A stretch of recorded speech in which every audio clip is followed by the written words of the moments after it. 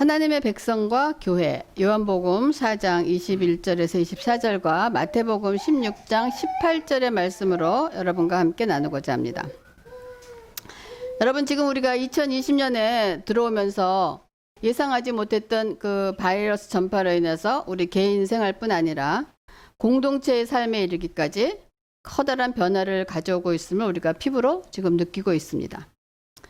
이런 사태 속에서 교회에도 큰 변화가 지금 일어나고 있습니다. 그 바이러스 전염으로 인하여 먼저 교회에 모여서 드리던 예배가 또 많은 교회 중심의 활동들이 중단되고 있는 그러한 실정입니다. 이로 인해서 한 곳에 모여서 드려지던 예배가 지금 인터넷을 통해서 각자의 집에서 예배를 드리거나 혹은 야외 주차장에서 드라이브인 서비스라는 그러한 이름으로 예배를 드리기도 합니다. 또 사회적 거리두기로 인해서 예배 후에 친교 활동이나 기도 모임이라든지 소그룹 모임이라든지 1:1 양육, 전도 활동, 또한 환자 방문, 병원에 가더라도 환자를 대면할 수 없기 때문에 이런 일들이 다 지금 제한이 생겼습니다. 그런데 이제 저에게 이 중에 가장 제일 큰 변화는 예배 양식의 변화입니다. 인터넷을 통한 이런 주민 서비스는 제가 기억하기에는 이 1990년대에는 저로서는 상상도 할 수 없었던 일이에요. 왜냐하면 1990년대에 제가 전도서 생활하면서 성도들하고 그런 얘기를 한 적이 있어요. 마지막 때가 오면 사람들이 교회에 가지 않고 저런 인터넷을 통해서 예배를 드리고 오는 것은 그건 적그리스도가 와서 적그리스도의 행위다.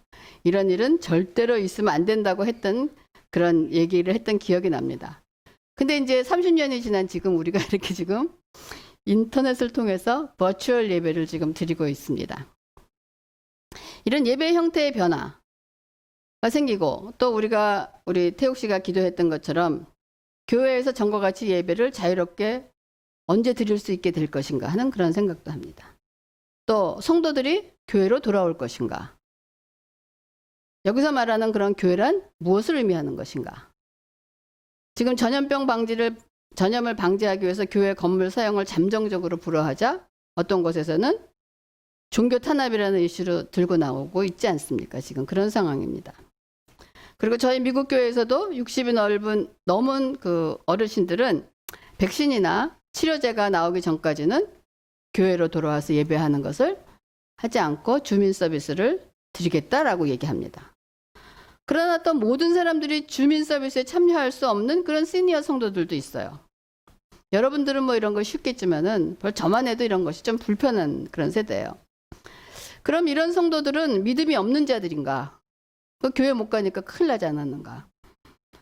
그러면 믿음으로 기도하면 모든 것을 막아주실 텐데 교회에 오지 않는 겁쟁이들은 도대체 이거는 천국 백성인가? 이런 말을 할 수도 있는 거고.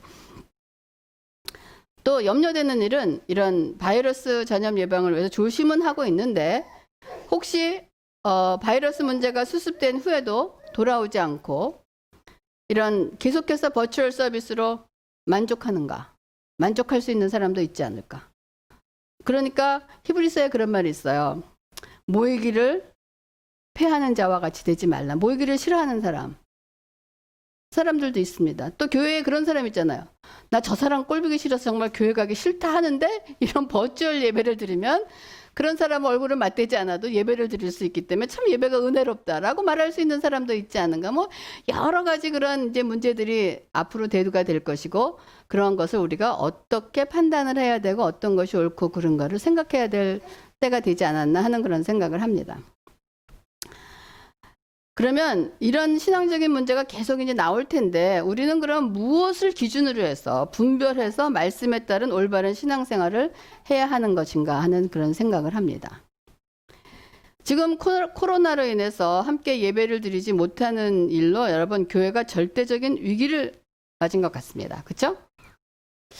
근데 정말 이것이 절대적인 위기 상황일까요? 위기 상황이기도 하지만 이 바이러스가 모든 문제를 덮어버려서 마치 다른 문제가 없어 보이는 것처럼 보일지 몰라도 저는 이거보다 더 심각한 일은 그리스도인의 영적 생활이 오래전부터 퇴보하고 타락하고 있다는 것입니다. 지금 우리는 이전 시대와 비교하면 얼마나 많은 것을 누리면서 이 세상적인 것에 대해서는 과도하게 열렬합니다.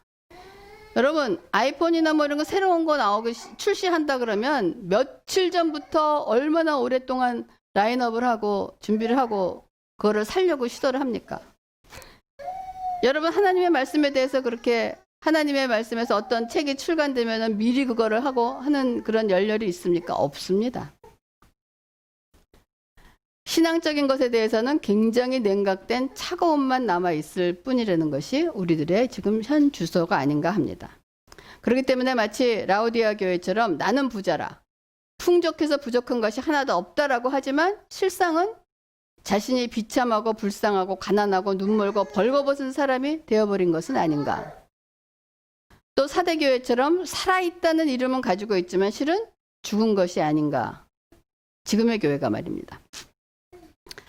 저는 요즘 예레미야서를 읽으면서 계속 자신에게 던지는 질문이 있습니다. 어떻게 이렇게 혼돈과 위기의 시대에 예레미야 선지자의 말씀을 받아들일 수 있을까 하는 그런 질문입니다. 예레미야 선지자를 통해서 유다에게 계속해 주신 하나님의 말씀은 현실적으로는 참으로 받아들이거나 납득하기가 힘든 예언이었습니다. 예레미야는 이스라엘 백성들에게 니네들이 살고자 하면 유대를 떠나서 바벨론 포로로 잡혀가서 그곳에서 살아라. 유다는 망할 것이다. 그런데 반면 다른 선지자들은 예레미야와 반대로 아니다. 유다는 망하지 않을 것이다. 하나님께서 보호하실 것이다. 라고 선포했습니다. 그러나 하나님께서는 이런 선지자들에게 말씀을 보내신 일이 없다라고까지 하십니다. 그러니까 뭐냐? 가짜라는 얘기예요. 그런데 솔직히 예레미야 선지자 말보다는 다른 선지자의 말이 더 합당하다고 느껴지지 않습니까? 하나님의 백성이 왜 망하는가? 아니다. 왜 포로로 잡혀가는가? 축복받은 자녀들이 왜 이런 고난을 받느냐? 아니다. 하는 그런 생각이 들지 않겠습니까? 그러므로 제가 지난 시간에 몇 번에 걸쳐서 말씀드렸던 우리 신앙의 인식전환. 복이란 무엇인가?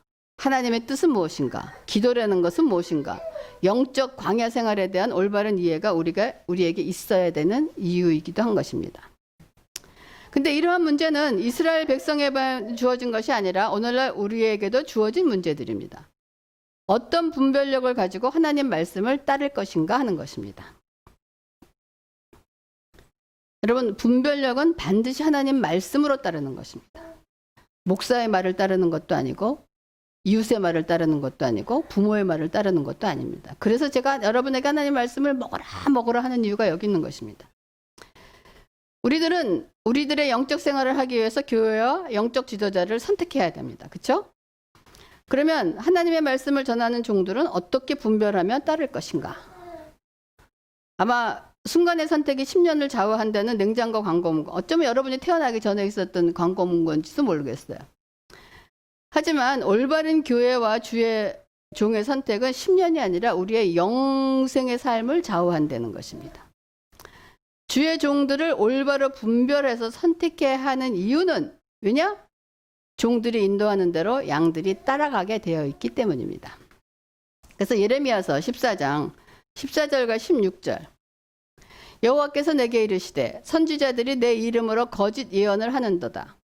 나는 그들을 보내지 아니하였고 그들에게 명령하거나 이르지 아니하였거늘 그들이 거짓 계시와 점술과 헛된 것과 자기 마음의 거짓으로 너희에게 예언하는도다 라고 말씀하고 있습니다. 그들의 예언을 받은 백성은 기근과 칼로 말미암아 예루살렘 거리에 던짐을 당할 것인즉 그들을 장사할 자가 없을 것이요 그들의 아내와 아들과 딸이 그렇게 되리니 이는 내가 그들의 악을 그 위에 부음이라. 저기 뭐라고 되어 있습니까? 그들의 예언을 받은 백성이라고 분명히 제시되어 있습니다. 이 말씀은 오늘날 이단 교주만 심판받는 것이 아니라 이단 교주와 교리를 따른 자들에게도 같은 심판이 임한다는 것입니다. 그러면 이러한 위험이 이단 종교 안에만 있겠습니까? 오늘날 우리가 기독교라고 하는 교회 안에도 이런 일이 있다는 것입니다. 우리가 이런 경제적인 풍요로움은 우리로 하여금 기도할 이유를 찾지 못하게 했습니다. 또 지식의 증가는 기도보다는 세련된 방법을 구하게 됐습니다. 이런 시대 속에서 어떻게 예레미야 선지자의 말씀을 하나님의 말씀으로 받고 진실된 하나님의 종을 분별하여 따를 수 있는가 하는 질문에 대해서 이것은 우리가 대답을 얻어야 됩니다. 여러분들은 어떻게 하면 예레미야 선지자의 말을 따르고 그 말이 옳다라고 따라갈 수 있겠습니까? 근데 항상 그 답은 간단하고 명확한 진리 안에 있습니다. 여러분 뭘 것 같아요? 성령 안에서 주님과의 동행하는 삶뿐만, 사는 그 삶뿐만이 올바른 하나님의 말씀을 선택하고 분별할 수 있다는 것입니다. 하나님과의 교신 안테나를 계속 열어놔야 돼요. 그 교신 안테나가 바로 하나님의 말씀이며 말씀의 교통함을 연결해 주시는 분이 바로 성령님이십니다. 그러므로 우리들은 성령 충만한 삶을 살아야 돼요.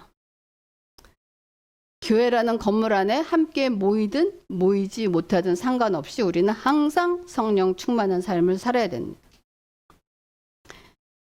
여러분, 엘리야 선지자가 모든 850대 1의 그 영적 전쟁을 마치고 난 다음에 이세벨이 자신을 죽이겠다는 소식을 듣고 혼비백산에서 도망을 갑니다. 엘리야가. 그리고 호렙산 동굴에서 숨었습니다. 그러니까 모든 것을 포기하고 동굴 속에 숨어있던 엘리야를 찾아오신 하나님께서 하신 말씀이 무엇인지 아십니까?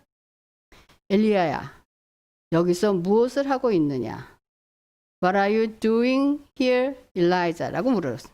여러분, 하나님께서 물으시는 질문에 여러분 여기 방점이 어디 있다고 생각했어요? What are you doing here?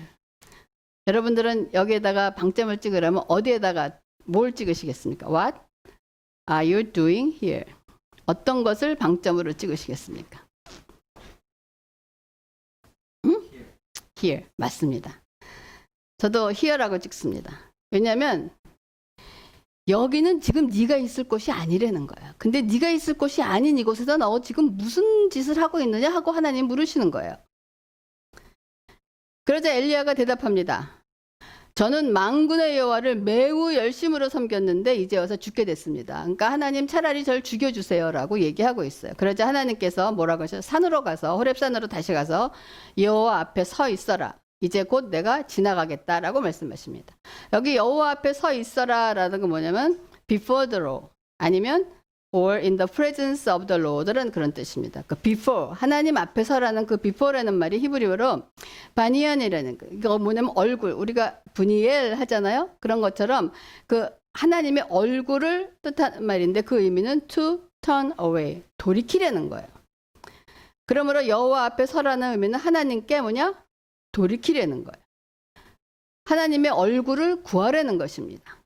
얼굴을 구한다는 것은 얼굴을 대면하는 것으로 하나님께 방향을 돌이키는 거예요. 하나님 임재 안에 거하는 것은 즉 성령 안에 거하는 것입니다. 지금도 엘리야의 때와 같이 우리의 삶의 현장 속에서 지금 거기서 무엇을 하고 있느냐라는 질문의 소리가 여러분 들리지 않습니까? 우리가 지금 이러고 있을 때 하나님께서 너희들이 지금 무슨 일을 하고 있느냐라고 물으실 수 있습니다. 엘리야 앞에 나타나신 하나님은 바위를 부술 강한 바람 속에서도 안 계시고 지진이나 불 가운데 계시지 아니하시고 불이 지나간 뒤 세미한 음성으로 엘리야에게 다가오셨습니다. 그리고 같은 질문을 반복하십니다. 엘리야야 여기서 뭘 하고 있느냐 하시면서 두려움과 낙담에 빠져 삶을 포기하려고 했던 엘리야에게 뭐냐? 사명을 부여하십니다. 기름 부음을 하시는 거예요. 사명의 그런 기름 부음을 받은 엘리야는 이 사명을 다 마치고 엘리사를 그의 제자로 삼고 엘리사가 보는 앞에서 회오리바람으로 하늘에 올려짐을 받았습니다. 지금 우리가 맞이하고 있는 이런 위기와 혼란 속에서 이 코로나 바이러스라는 문제가 던져졌습니다. 그 문제 해결도는 대책이 아직은 보이지 않는 미래를 살아야 하는 우리에게 절실하게 필요로 하는 것이 엘리야의 삶을 인도하셨던 하나님의 인도하심 뿐이라고 저는 믿습니다. 그래서 우리도 세미한 음성을 들려오는 하나님의 소리. 누구누구야? 지금 여기서 무엇을 하고 있느냐? 그리고 엘리야에게 사명을 주셨던 것처럼 우리들에게도 지금 이 시대에 필요한 사명을 주실 줄 믿습니다. 우리가 감당해야 할 또 새삼교회가 감당해야 할 사명이 여러분 분명히 있을 줄 믿습니다. 우리가 이 과제를 놓고 조금 깊은 마음의 묵상과 기도가 필요하다고 생각을 합니다. 우리가 이 상황이 이렇게 계속이 되고 그냥 이 상황을 계속되는 것에서 그냥 이 상황 속에서만 젖어서 예배를 드리는 것으로 만족하지 말고 앞으로 우리가 이 세대에서 어떻게 하나님의 교회를 우리가 할 것이며 어떻게 복음을 전할 것이며 어떻게 우리의 삶을 할 것인가를 우리가 정말 시리어스하게 생각하면서 기도가 필요한 시대라고 생각을 합니다. 그러므로 이럴 때일수록 우리들은 하나님을 찾아야 됩니다. 인간은 하나님 안에서 의미를 찾으며 살아가게 되어 있어요. 세상은 바이러스로 인해서 혹은 핵무기로 인해서 멸망하지 않을 것입니다. 세상의 멸망은 주님이 다시 오심으로 세상은 멸망하게 되어 있습니다. 그러므로 우리들은 주님께서 마지막 때를 준비하기 위해서 우리에게 주신 말씀이 있어요. 뭔지 아세요? 주님이 정신 차리고 깨어 있으라는 거예요. 정신 차리고 깨어 있으라는 거예요. 그리고 미혹되지 말라는 거예요. 미혹되지 말고 정신 차리고 깨어 있으라. 이 말씀에 여러분 경각심을 잃어서 안 됩니다. 그리고 이럴 때 우리들은 더욱더 철저한 신앙의 본질을 여러분 정확하게 알고 있어야 어떤 상황이 닥쳐도 흔들리지 않고 분별하는 믿음을 갖고 하나님께 맡기신 사명을 감당하는 삶을 살 수가 있습니다. 여러분 우리는 하나님의 백성입니다. 그렇죠? 그러면 하나님의 그 백성이란 아이덴티티가 무엇인가를 여러분 다시 한번 여러분이 재정의할 수 있기를 바랍니다. 이런 모든 정의는 성경의 말씀으로 정의가 돼야 되는 거예요. 우리가 하나님의 백성은 베드로전서 2장 9절에서 10절입니다. 그러나 너희는 택하신 족속이요 왕같은 제사장들이요 거룩한 나라요 그의 소유가 된 백성이니 이는 너희를 어두운 데서 불러내어 그의 기이한 빛에 들어가게 하신 이의 아름다운 덕을 선포하게 하려 하심이라. 너희가 전에는 백성이 아니더니 이제는 하나님의 백성이요 전에는 긍휼을 얻지 못하였더니 이제는 긍휼을 얻은 자다라고 얘기해요. 여기 보면 우리의 그 아이덴티티가 많이 돼요. 택하신 족속, 왕같은 제사장, 거룩한 나라, 소유된 백성, 긍휼을 얻은 자 이렇게 되어 있습니다. 근데 우리는 하나님의 백성은 뭐냐? 선택된 자들이라는 택하신 족속이라는 거예요. 우리가 하나님을 선택하여 아버지라 부르는 것이 아니라 하나님께서 우리를 자녀로 부르시기 때문에 하나님 아버지라 부를 수 있게 된 것입니다. 여러분 중에서 여러분의 부모를 선택해서 나온 사람이 있습니까? 아무도 없어요. 이것처럼 우리는 선택된 그 백성이라는 거예요. 그런데 하나님과 하나님의 백성 관계가 죄 때문에 깨어짐으로써 하나님의 백성이 아니었던 우리들이 하나님의 은혜로 그분의 자녀가 되고 하나님의 긍휼함을 받은 자가 되었다는 것입니다. 그러면 이제 하나님의 백성이 된 우리들의 신분은 하나님의 소유입니다. 하나님의 거예요. belong to God. 하나님에 속한 것이고 하나님께서 소중하게 아끼는 대상이 되었으며 교회는 하나님께 속한 것으로 정의된다는 것입니다. 그럼 더 하나님께서 그분의 백성과의 관계에 대해 표현하시기를 나는 너의 하나님이 되고 너희는 나의 백성이 될 것이다 라고 하셨어요. 하나님과의 관계는 나는 너의 하나님이 되고 너는 나의 백성이 된다. 이 관계를 나타내기 성경은 여러 가지 비유를 사용하고 있습니다. 이스라엘은 하나님의 아들이다. 또 이스라엘은 하나님의 배우자다. 또 포도나무다. 양떼다. 이렇게 표현하고 있습니다. 또한 신약성경에서 교회도 그의 양떼다. 참 포도나무 가지다. 그의 신부다. 그의 몸이다. 그의 성전이다. 성령에 거하는 전이다. 하나님의 집이다. 이렇게 많이 얘기하고 있습니다. 하나님과의 관계. 그럼 이 비유를 통해서 여러분이 얻어낼 수 있는 공식이 뭐가 있어요? 하나님의 백성 이퀄 뭐다? 교회라는 거예요. 하나님의 백성 이퀄 교회라고 그러는데 그러면 하나님의 백성 이퀄 교회가 어떻게 이 공식이 여러분 성립이 되겠습니까? 신약성경에서 교회를 가리키는 말로 사용된 중심 단어가 그리고로 뭔지 아세요? 에클레시아입니다. 이건 여러분 알아야 돼요. 여러분이 그리그의 그 알파벳을 모른다 그래도 그냥 에클레시아는 알아야 돼.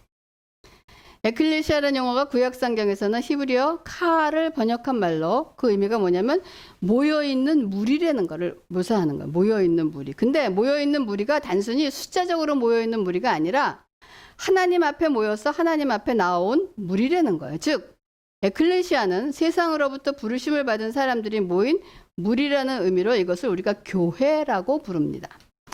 그래서 마태복음 16장 18절에 내가 내게 이르노니 너는 베드로라. 내가 이 반석 위에 내 교회를 세우리니 음부의 권세가 이기지 못하리라 라고 했을 때 I will build my church 할 때 그 church가 에클레시아라고 되어 있습니다. 그럼 주님께서 이 반석 위의 교회 에클레시아를 세우리니 음부의 권세가 모이지 못한다고 하시면 우리를 교회라는 이름 아래 이 땅에 모이게 하는 요인은 무엇입니까? 우리가 지금 이렇게 모여서 예배드리는 요인은 왜 이렇게 모입니까? 예수 때문에 모이는 거예요.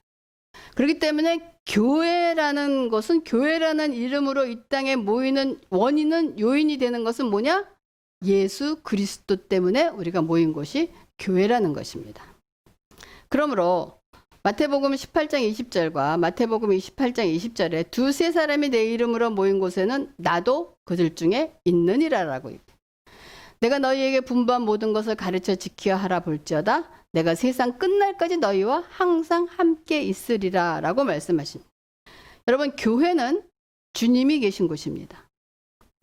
단지 그분의 무소부재하신 능력으로 계신가 세상에 충만하십니다. 그러니까 세상에 충만하시기 때문에 세상이 모두 다 교회라는 것은 아니라는 거예요. 주님이 계시다는 것이. 성도로 하여금 어린 양의 찬양 받으시기에 합당하도다 하고 찬송케 하는 주님의 임재가 계신 곳이 교회입니다. 죄인들로 하여금 겸손하게 하나님이 참으로 우리 가운데 계시다라고 고백하는 주님의 임재가 있는 곳이 교회입니다. 그러면 골로새서 3장 3절에 이는 너희가 죽었고 너희 생명이 그리스도와 함께 하나님 안에 감추어졌습니다.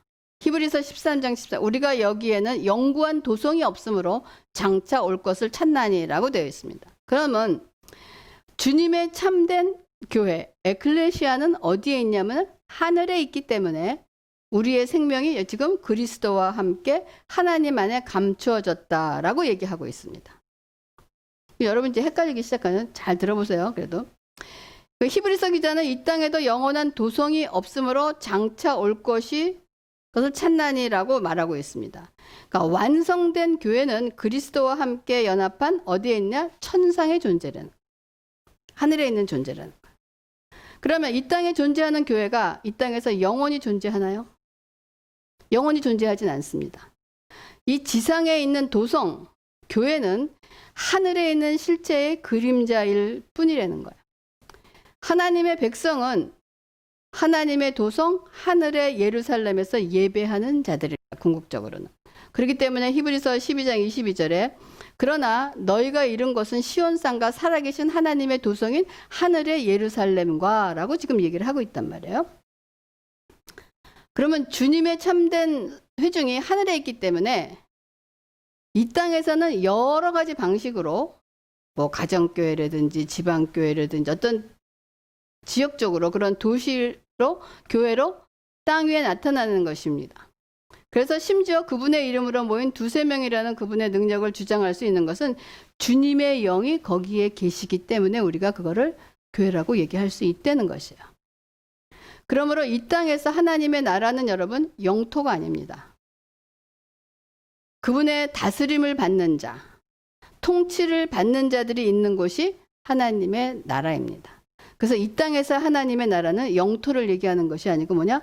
통치권을 얘기하고 누가 하나님의 통치를 받고 있느냐가 얘기를 하나님의 나라를 소유한 자라는 거예요. 근데 예수님은 성전을 아버지 집이라고 부르셨습니다. 그렇죠? 아버지의 집. 그리고 그거를 청결하게 하셨습니다. 그러나 그리스도와 함께 실체가 왔기 때문에 진짜 실체의 성전이 누구였습니까? 예수 그리스도였어요. 그러니까 실제 성전이 왔기 때문에 눈에 보이던 성전은 어떻게 되냐? 더 이상 지나가는 그림자가 되는 거예요. 실제가 왔기 때문에 이제는 그거를 상징하던 어떤 그림자는 우리에게 필요가 없다는 거예요. 그리고 예수님께서 그러기 때문에 뭐라고 말하죠? 이 성전을 헐라. 내가 사흘 동안에 일으키리라고 하시지만 예수님의 적들은 어떻게 했어요? 비웃었어요. 그렇죠? 무슨 소리야. 지금 저거 헤롯이 46년 동안 짓고 있는데도 아직도 못 짓고 있는데 어떻게 3일 헐고 3일 만에 짓나라고 했지만 예수님의 제자들은 예수님의 부활하신 후에 예수님의 몸은 자신의 몸인 참 성전을 의미한다는 것을 깨달았을 것입니다.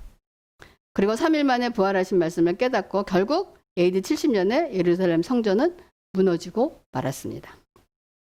그리고 난 다음에 예수님이 사마리아 여인에게 요한복음 4장 21절에 예수께서 이르시되 여자여 내 말을 믿으라. 이 산에서도 말고 예루살렘에서도 말고 너희가 아버지께 예배할 때가 이르니라 라고 말씀을 하십니다.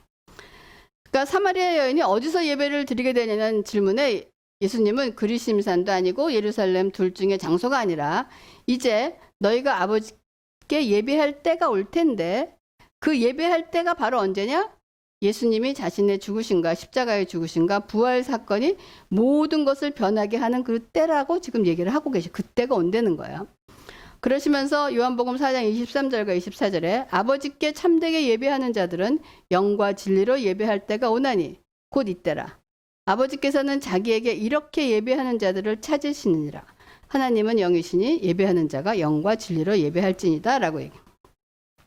자, 예수님이 사마리아 여인에게 선언하시는 것은 성전이 없는 예배가 아니라 성전 없이 예배 드리려는 것이 아니라 사람이 아닌 하나님에 의해 세워진 참 성전에서의 예배를 말하는 것입니다.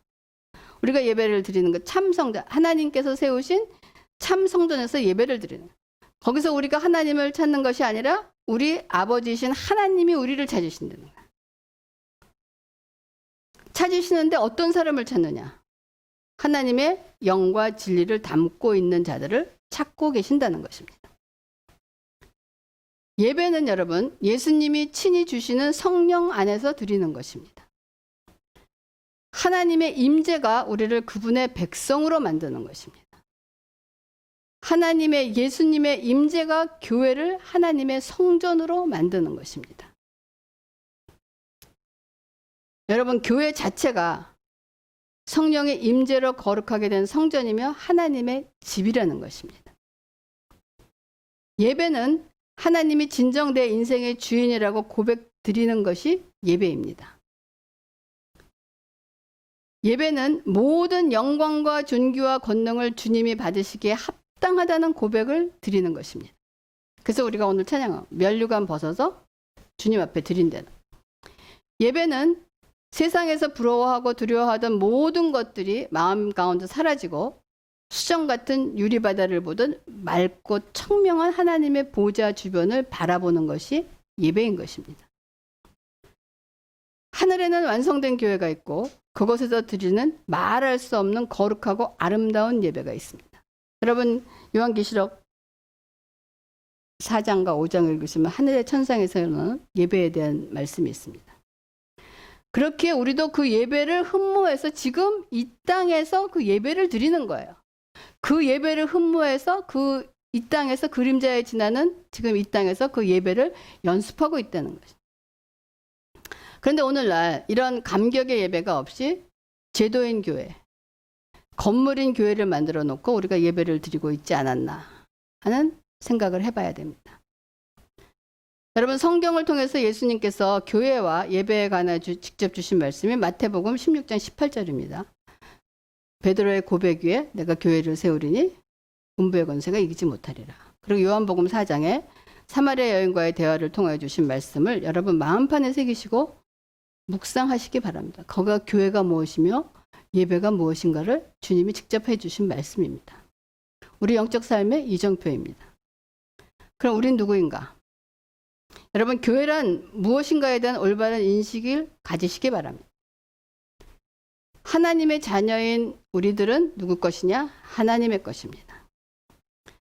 하나님의 소유된 우리들은 주의 영이 함께하는 곳에서 하나님을 예배하는 자들입니다. 그리고 우리들이 예배자이며 살아있는 교회입니다. 우리들은 교회를 떠난 적은 없어요. 하지만 다만 예배당에 가지 못할 뿐입니다. 우리가 함께 모여서 예배를 드리는 그 예배당에 우리가 믿음의 성도들이 다 함께 모이지 못할 뿐입니다. 그러나 하루속히 여러분 바이러스를 극복해서 많은 믿음의 식구들이 함께 모여 예배할 수 있는 예배당으로 돌아갈 수 있는 날이 속히 오기를 여러분 기도합니다. 이 일이 있어야지 우리의 교회의 모든 것들이 함께 이루어지며 함께 교제가 없어지지 않습니까? 우리가 이렇게 예배를 드리는 것만이 온전한 예배로 끝나는 것이 아니고 우리가 그 안에서 교제를 이루며 또 함께 지어져가는 일이 있어야 되는데 이렇게 해서 지금 예배를 드리는 것은 어떻게 보면은 우리가 온전한 예배를 드리지 못하고 있는 것입니다. 그래서 우리가 이 일을 놓고 기도하면서 우리가 하루속히 성도들이 함께하며 하나님을 찬양하며 예배당으로 돌아갈 수 있는 그날이 오기를 기도하면서 말씀을 마치겠습니다. 기도하겠습니다.